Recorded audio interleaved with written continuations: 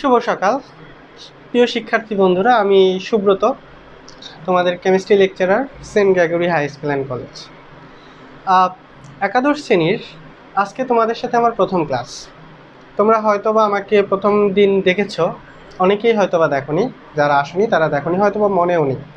আমি তোমাদের কেমিস্ট্রি বা রসায়নের কিছু গুরুত্বপূর্ণ টপিক নিয়ে আলোচনা করব আজকে তোমাদের সাথে। একাদশ শ্রেণীর শিক্ষার্থীদের সাথে আজকে আমার প্রথম ক্লাস।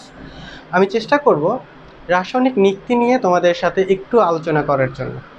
এই টপিকটা তোমরা অলরেডি কেমিস্ট্রির উপর কয়েকটা ক্লাস পেয়েছো। এই টপিকটা তোমাদের প্রথম অধ্যায়ের খুবই গুরুত্বপূর্ণ একটি অংশ হিসেবে পরিগণিত হয়। সাধারণত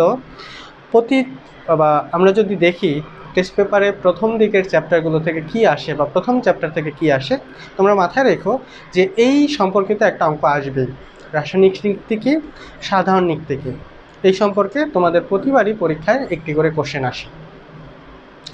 এখন আমরা আলোচনা করব নীতি নিয়ে। নীতি মানে কি? নীতি মানে হলো যেগুলো দিয়ে যে কোনো কিছু পরিমাপ করা যায়। তোমরা বাজারে গেলে সাধারণত নীতি বা পাল্লা এবং নীতি, তোমরা এই জিনিসগুলোর সাথে সবাই পরিচিত, যেখান দিয়ে আলু বা পেঁয়াজ পরিমাপ করা হয়। এখন সাধারণ নীতি বা রেগুলার নীতির সাথে রাসায়নিক নীতির কী পার্থক্য? রেগুলার নীতির সেন্সিটিভিটি অনেক কম, যেখানে রাসায়নিক নীতির সেন্সিটিভিটি অনেক বেশি। এখন সেন্সিটিভিটি কী জিনিস সেটা আমরা নিয়ে আলোচনা করব। আমরা ক্লাসটা শুরু করি। ওকে, আমরা রেগুলার নীতি যে বিষয়টা বা রেগুলার নীতি যেটা দেখি, আমরা এই মাঝখানের অংশটা দেখতে পাই না। আমরা শুধুমাত্র এখানে হাত দিয়ে ধরে আর দুই দিকে দুটো পাল্লা থাকে, এই দুটো পাল্লা, এদিকে বস্তু, এদিকে বাটখারা থাকে এবং সেটা দিয়ে পরিমাপ করা হয়। এখন মনে করো যে রেগুলার নীতির সেন্সিটিভিটির যে বিষয়টা, সেটা হলো, মনে করো আমার কাছে আমি এখানে 1 কেজি একটা বাটখারা দিলাম, এখানে আমি 1 কেজি আলু বা 1 কেজি পেঁয়াজ দিলাম। আমি যদি আলু নেই, আমি যদি একটা আলু বেশি দেই, তাতে দোকানদার কিছু মনে করবে না, বা একটা আলু যদি কম দেয় তাহলে আমিও কিছু মনে করব না। কিন্তু আমাদের সূক্ষ্ম পরিমাপের জন্য এই নীতি ব্যবহার করা সম্ভব না। সূক্ষ্ম পরিমাপ কেন দরকার? মনে করো আমার দরকার 0.56 গ্রাম সোডিয়াম হাইড্রোক্সাইড এর দ্রবণ। ওকে, 0.56 গ্রাম সোডিয়াম হাইড্রোক্সাইডের দ্রবণ, আর এই দ্রবণটা দিয়ে আমি একটা নির্দিষ্ট ঘনমাত্রার তৈরি করব। হোয়াটএভার, যে ঘনমাত্রাটাই হোক না কেন, সেই ঘনমাত্রাটা আমি তৈরি করব। এখন আমি এই ঘনমাত্রা বা সোডিয়াম হাইড্রোক্সাইডের সাথে এই সেলে বিক্রিয়া করাবো। বিক্রিয়া করে আমি এই সেলের ঘনমাত্রাটা বের করব। আমি যদি বাই চান্স 0.56 গ্রামের জায়গায় মনে করো যে 0.60 গ্রাম সোডিয়াম হাইড্রোক্সাইড নিই, যেহেতু আমার নীতিটা ওই পরিমাণে ভালো না বা ওই পরিমাণে সেন্সিটিভিটি নেই, তাহলে আমি 0.56 গ্রাম নিতে না পেরে আমি 0.6 গ্রাম নিলাম। তাহলে কি আমি অ্যাকচুয়াল HCl এর ঘনমাত্রা বের করতে পারবো? অবশ্যই নয়।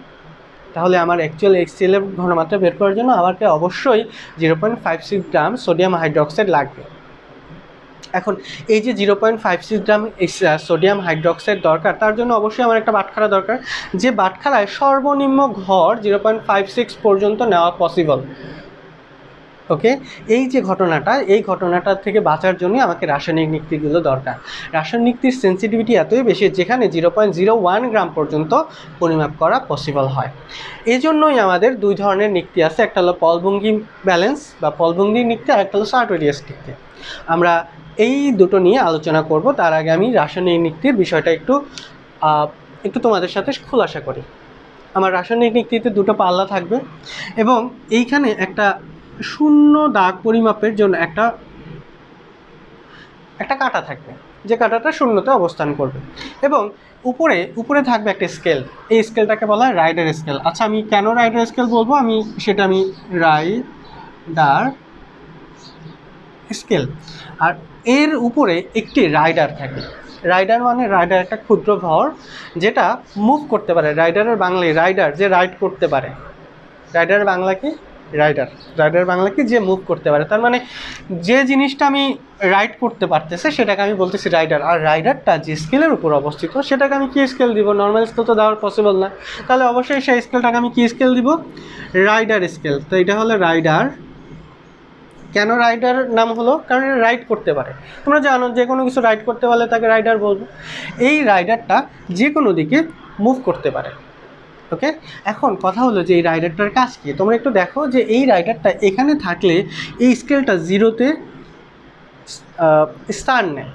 তার মানে আমি এই রাইডারটাকে ডানে বা বাঁয়ে সরিয়ে, এই কাটা, এগুলো হলো স্কেল, এই কাটা ডানে বা বাঁয়ে সরিয়ে এই শূন্য দাগটাকে নির্দিষ্ট বিন্দুতে আনতে পারবো। তোমরা একটা জিনিস হয়তো বা জানো, মনে করো আমার এখানে আছে 5 কেজি, এখানে আছে 10 কেজি। ওকে, এখন এই দুটোকে যদি আমি ব্যালেন্স করতে চাই তাহলে তোমরা হয়তো বা জানো যে এই ভরটাকে আমি যদি এদিকে আনি তাহলে এইখানে ভরটা এই ভরটা এই জায়গাটার মধ্যে নতুনভাবে অ্যাড হচ্ছে, বা এমনভাবে অ্যাড হচ্ছে যাতে কি হয়, দুইটার ভর ব্যালেন্স হয়। যে কোনো একদিকে, আমি যে কোনো দিকেই নিই না কেন, যদি নেওয়া করি তাহলে দুইটা জিনিসকে ব্যালেন্স করতে পারি। ওকে, এই যে ব্যালেন্সের বিষয়টা, আমি কিন্তু বলি নাই যে ডান দিকে বা বাম দিকে, যে কোনো দিকে আমি নিতে পারি, নিয়ে আমি সেটাকে ব্যালেন্স করতে পারবো। এখন এই যে ব্যালেন্সের বিষয়টা, অবশ্যই এই ব্যালেন্সটা করার জন্যই আমার এই রাইডারটা ব্যবহার করা হয়। আমি যদি ডান দিকে ইউজ করি, ডান দিকে নিই, তাহলে এখানে একটা ভর অ্যাড হয়। আর আমি যদি বাম দিকে নিই, বাম দিকে যদি সরাই নিই, তাহলে এদিকে ভরটা অ্যাড হবে। ওকে ওকে, তার মানে আমি যদি এখানে যদি 10 কেজি থাকে, এখানে যদি 5 কেজি থাকে, আমি এইদিকে যদি অ্যাড করি তাহলে এখানে ভরটা অ্যাড হবে। মানে এটাকে যদি এদিকে নিই তাহলে ভরটা অ্যাড হবে এখানে, এবং তখন সেটা ব্যালেন্স হবে। ওকে ওকে ওকে, তার মানে আমার এই রাইডারটাকে আমি এদিকে যদি সরাই তাহলে ভরটা যোগ হচ্ছে কোথায়? এখানে ভরটা যোগ হচ্ছে, এবং সেই ভরটা যোগ হয়ে এইটার সাথে ব্যালেন্স হবে। তবে একটা জিনিস তোমাদের মাথায় রাখতে হবে যে আমি বস্তু এবং বাটখারা যখন দেওয়া হয় নাই, তখন এই রাইডারটা এখানে আসছে। তার মানে এই রাইডারটা থাকা অবস্থায় এই জিনিসটা ব্যালেন্স অবস্থায় আছে। ঠিক আছে, এখন আমরা একটু চলে যাই পলভঙ্গি ব্যালেন্স কি আর সার্টোরিয়াস ব্যালেন্স কি। এই এতটুকু অংশ একটু দেখো, বোঝার চেষ্টা করো আমি যা বলেছি তা তোমাদের মাথায় আসছে কিনা। আমরা রাসায়নিক নিক্তি নিয়ে আলোচনা করতেছি। রাসায়নিক নিক্তিতে কী বিষয় আছে রাইডার স্কেল, তারপর রাইডার, এবং সেই রাইডার স্কেল এবং রাইডারকে নিয়ে দুই ধরনের ব্যালেন্স হয়, একটা হলো পলভঙ্গি ব্যালেন্স আর একটা কি সার্টোরিয়াস ব্যালেন্স। ওকে, আমরা এখন যে কথাটা বলবো পলভঙ্গি ব্যালেন্স কি আর সার্টোরিয়াস ব্যালেন্স কি। পলভঙ্গি ব্যালেন্স হলো যে স্কেলে শূন্য দাগের উপরে রাইডারটা থাকবে এবং শূন্য দাগের ডান দিকে সম্পূর্ণ 100 ঘর থাকবে, সেটাকে বলবো আমি পলভঙ্গি ব্যালেন্স। আর সার্টোরিয়াস ব্যালেন্সটা কি, যেখানে শূন্য দাগের উপর ব্যালেন্সটা থাকবে, ডানে 50 ঘর, বাঁয়ে 50 ঘর থাকবে। ওকে, তাহলে পলভঙ্গি ব্যালেন্স এবং সার্টোরিয়াস ব্যালেন্সের মধ্যে পার্থক্য কি? পলভঙ্গি ব্যালেন্সে শূন্য দাগের একদম ডানে থাকবে 100 ঘর, যেমন আমরা এইটার মধ্যে যেভাবে রেখেছি, একদম ডানে থাকবে 100 ঘর। আর সার্টোরিয়াস ব্যালেন্সে শূন্য দাগটা থাকবে মাঝখানে, এবং ডানে 50 ঘর, এবং কি থাকবে, বাঁয়ে থাকবে 50 ঘর। আমি যদি এখানে ডানে 50 ঘর দিই, বাঁয়ে 50 ঘর দিই, তাহলে সেটাকে আমি বলবো সার্টোরিয়াস ব্যালেন্স। আর শূন্য দাগে একদম ডানেই থাকলে সেটা হবে কি, পলভঙ্গি ব্যালেন্স। এতটুকু মনে হয় বুঝতে পেরেছি। আচ্ছা, এখন আমরা যেটা নিয়ে আলোচনা করব, কিভাবে রাইডার স্কেল আমাদের নিক্তিতে বা আমরা যে ব্যালেন্স করব, ভর নির্ণয় করব, সেখানে ব্যবহার করা হয়। মনে করো আমি এখানে সালফিউরিক অ্যাসিড নিয়েছি, H2SO4, তার একটি ভর আমি পরিমাপ করতে চাই, কতটুকু ভর আছে সেটা পরিমাপ করতে চাই। এখন আমার কাছে যে বাটখারাগুলো আছে, সেই বাটখারা সবচেয়ে ছোট যে বাটখারাটা দিব, সেই ছোট বাটখারা দিয়ে আমি যদি এখানে ইউজ করি, তাহলে দেখা যাবে কি এটা নিচে নেমে যাচ্ছে, আর তার থেকে বড়টা দিলে সেটা উপরে উঠে যাচ্ছে। কথা বুঝতে পারতেছি তো? আমি ছোট বাটখারা দিলে এর পরিমাণটা কি কম হয়ে যাচ্ছে, যার ফলে এটা নিচে নেমে যাচ্ছে। আমি তার থেকে বড়টা যদি দেই তাহলে কি হবে, এটা উপরে উঠে যাচ্ছে এবং এটার ভর বেড়ে যাচ্ছে। তাহলে এই সমস্যা থেকে বাঁচার জন্য আমি তো বাটখারা, এর থেকে বড় আর বাটখারা আমি ছোট আর বাটখারা তৈরি করা পসিবল না। আমাদের যে বাটখারার যে ডিজাইন করা হয় তার থেকে সবচেয়ে ছোট বাটখারার নিচে আর তৈরি করা পসিবল না। সো তখন আমাকে কী করতে হবে, তখন আমাকে এই রাইডারটাকে ডানে বা বাঁয়ে সরিয়ে তার ভর অ্যাড করতে হবে। মনে করো আমি এই রাইডারটাকে যদি এইখানে বসাই, তাহলে সে যতটুকু ভর অ্যাড হবে, আমি যদি এখানে বসাই তার সাথে ডিফারেন্ট একটা ভর অ্যাড হবে। আমার কথাটা মনে হয় বুঝতে পেরেছি। আমার এই রাইডারটাকে আমি যদি ডানে সরাই, যতটুকু ভর অ্যাড হবে, যত ঘর সরাবো ওই অনুযায়ী ভরটা অ্যাড হবে। কতটুকু অ্যাড হবে সেটা আমরা কত ঘর ডানে বা বায়ে সরিয়েছি সেটার উপর নির্ভর করবে। কথা মানে বুঝতে পারতেছি। তার জন্য অবশ্যই আমরা কত ঘর সরাচ্ছি সেই জিনিসটা আমাদের মাথায় রাখতে হবে। এটা কিন্তু রাসায়নিক নিক্তির সবচেয়ে সিম্পল ফর্ম, সব থেকে সিম্পল ফর্ম, এর থেকে সহজ ফর্ম আর হবে না। সো আমার এইখানে কতটুকু সরাবো বা কতটুকু অ্যাড হবে সেটা জানার জন্য অবশ্যই এই রাইডারের ভরটা কত, রাইডার এর ভর কত তা জানতে হবে। এবং এবং এবং যে জিনিসটা লাগবে সেটা হলো আমি কতটুকু ভর অ্যাড করতেছি মানে ডানে সরিয়ে, সেই বিষয়টা জানার জন্য অবশ্যই রাইডার একটা নতুন একটা টার্ম, সেটা হলো রাইডার ধ্রুবক। রাইডার ধ্রুবক এই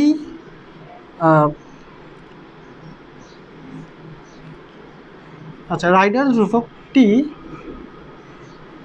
জানা থাকতে হবে।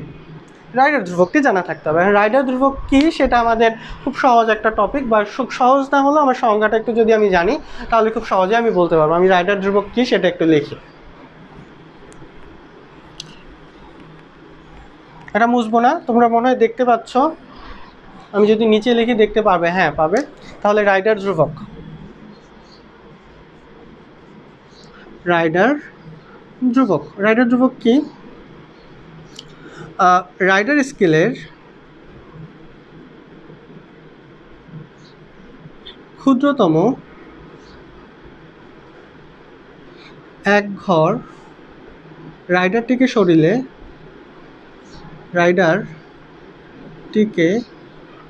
সরালে ভরের যে তারতম্য হয়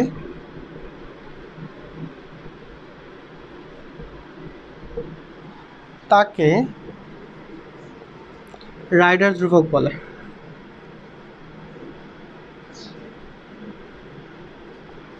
ওকে, আমরা কি বলেছি একটু পড়ি সবাই। রাইডার স্কেলের ক্ষুদ্রতম এক ঘর রাইডারটিকে সরালে, ক্ষুদ্রতম এক ঘর আমি যদি এক ঘর সরাই, রাইডারটিকে যদি সরাই, তাহলে ভরের যে পারতম্য হবে, ভর কতটুকু অ্যাড হবে তাকেই বলবো আমরা রাইডার ধ্রুবক।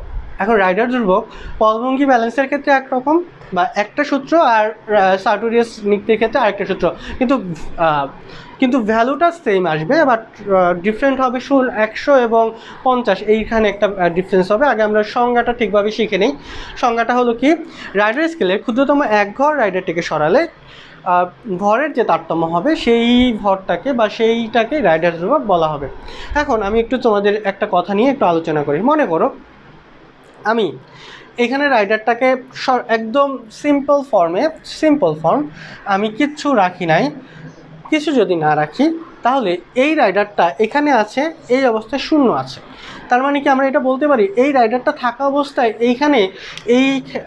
এইখানেও সেই পরিমাণ ভর অ্যাড আছে। কথাটির মনে হয় বুঝতে কোনো প্রবলেম নেই। কিভাবে আমরা একটু চিন্তা করি। আমার এইখানে এটার ভর মনে করি রাইডার ভর 5 গ্রাম, তার মানে পুরো জিনিসটার মধ্যে ব্যালেন্স হওয়ার জন্য এখানে এক্সট্রা 5 গ্রাম আছে, তাই তো? এখন আমি যদি বলি যে এই জিনিসটাকে সম্পূর্ণ এদিকে আনছি, তাহলে এখানে মোট কতটুকু ভর যুক্ত হলো? আমার এই 5 গ্রাম আর ওইখানে 5 গ্রাম আছে, আগেই তো 5 গ্রাম ছিল, তার সাথে আমি 5 গ্রাম অ্যাড করতেছি, তাহলে এখানে মোট কতটুকু ভর অ্যাড হচ্ছে? 10 গ্রাম ভর, রাইডারের সম্পূর্ণ ভরটা। দেখো, আচ্ছা আমি আগে সার্টোরিয়াস নিক্তিটা নিয়ে আলোচনা করি। সার্টোরিয়াস নিক্তিতে আমার এদিকেও কিছু নাই, এদিকেও কিছু নাই, শূন্যতে আসছে রাইডারটা, তার মানে কোনো দিকে আমি কোনো ভর অ্যাড করি নাই, নর্মালি কোনো ভর অ্যাড করি নাই। এখন আমি যদি ডান দিকে মনে করো এখানে হলো বস্তু, এখানে হলো বাটখারা, এটা হলো রাইডার,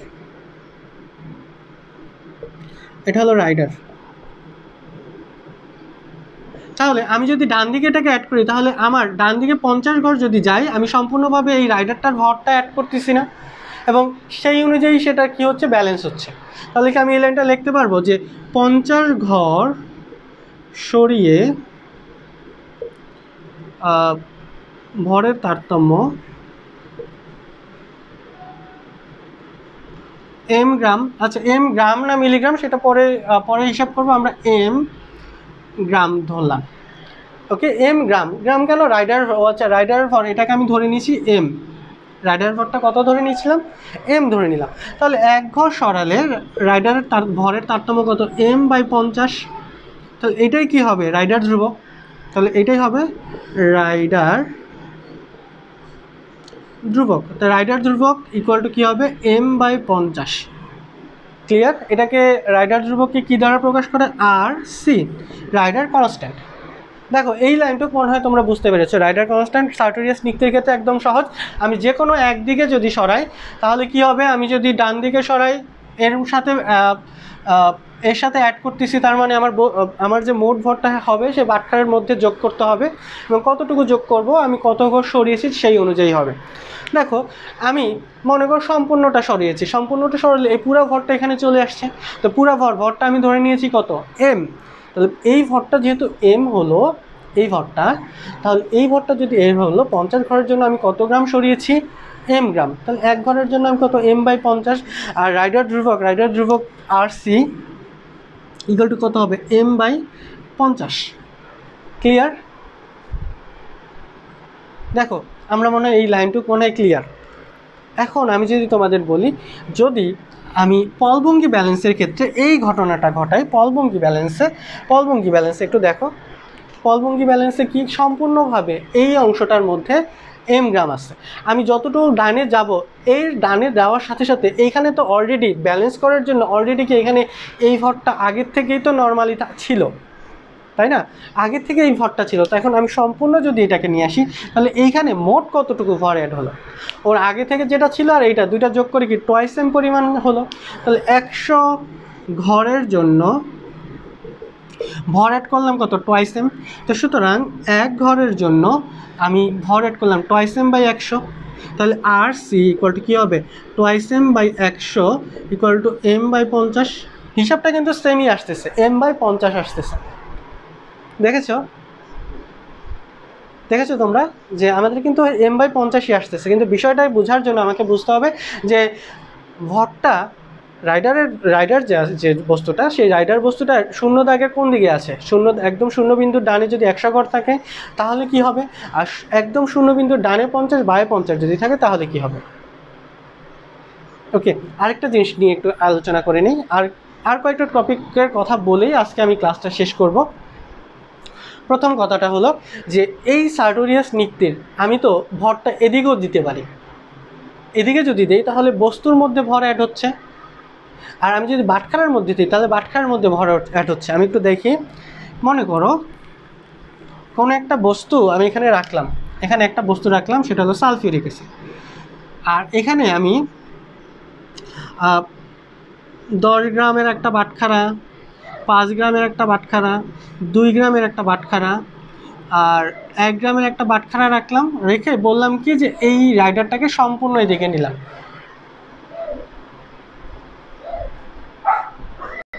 ওকে, তাহলে আমার মোট ভর কতটুকু হচ্ছে, আমার এইটা সবগুলো যোগ করব, যোগ করে আমার কতটুকু রাইডার যোগ করতেছে সেই রাইডারের ভরটা যোগ করব, তাহলে আমি বস্তুর ভরটা পাবো। আমি সূত্রটা দেখাবো না, আমি নেক্সট ক্লাসে দেখাবো, কিন্তু আমরা বেসিক কথাটা আমরা বুঝতে পারতেছি মনে হয় যে আমি কতটুকু যোগ করতেছি।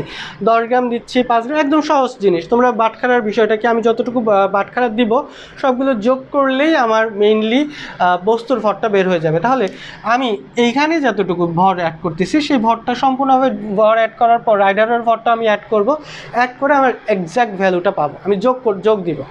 কিন্তু আমি যদি রাইডারটাকে এদিকে সরাই তাহলে কি বাটখারা থেকে বিয়োগ হচ্ছে না, তখন আমার এই অ্যান্সারটা এখানে কি হবে, মাইনাস হবে। মাঝে মাঝে এই ধরনের কিছু কোশ্চেন দিয়ে দেয় তোমাদের কনফিউজ করার জন্য, প্লাস হবে নাকি মাইনাস হবে, কিন্তু পলভঙ্গি ব্যালেন্সের ক্ষেত্রে মাইনাস হওয়ার কোনো অপশনই নাই, সম্পূর্ণভাবে হয় এখানে থাকবে অথবা ডান দিকে যাবে। তো ডান দিকে গেলে অবশ্যই বাটখারার মধ্যেই অ্যাড হবে। ক্লিয়ার কথাটা?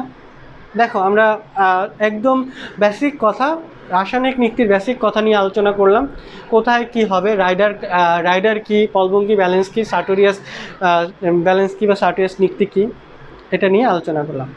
এখন কথা হলো যে তোমাদের একটা কোশ্চেন হতে পারে, স্যার আমরা কি এগুলো এখন আর ব্যবহার করি? আমরা পলভঙ্গি ব্যালেন্স এখন আর রাসায়নিক মানে ল্যাবরেটরিতে ওইভাবে ব্যবহার করি না, কারণ তার থেকে সহজ ডিজিটাল ব্যালেন্স চলে আসছে, সেটাই আমরা বেশি মেনলি ব্যবহার করি। কিন্তু আমাদের তো যে প্রথম যে জিনিসগুলো তো আমরা জানো যে আমরা ডাল্টনের মতবাদ শিখি, রাদারফোর্ডের মতবাদ শিখি, তারপর বোরের মতবাদ শিখি। সরাসরি কিন্তু আমরা বোরের মতবাদ শিখি না।